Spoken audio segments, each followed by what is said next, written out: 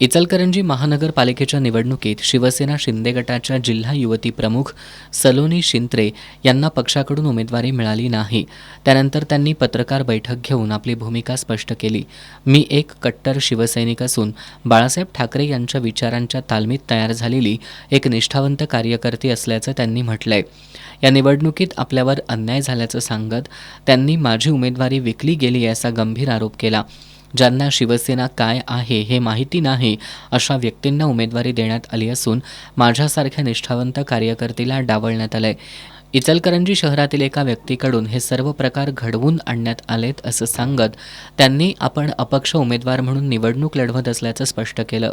हा आरोप खरा आहे आणि मीही मानते सुद्धा, कारण की निवडणूक लढत असताना सुद्धा शिवसेनेला सीट सोडून मी मध्येही देखील बोलले शिवसेनेला ही जागा सुटली आहे, पण जागा सुटूनही तुम्ही जर इतर पक्षाच्या किंवा इतर उमेदवारांना ती जागा देत असाल, तुम्ही शिवसेनेला कुठे ना कुठे डावरत असाल आणि तुम्ही फक्त पैसा बघून उमेदवाराचं काम किंवा त्याचा इतिहास न बघता त्याला जर तिकीट देत असाल तर तुम्ही 100% हे तिकीट शिवसेनेचं विकलं आहे, हाच माझा आरोप आहे।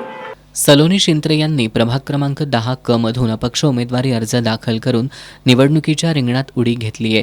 शिवसेनेच्या लाडक्या बहिणींवरच जर असा अन्याय होत असेल तर मग शिवसैनिक इतर बहिणींना काय न्याय देऊ शकणार असा सवाल त्यांनी उपस्थित केलाय।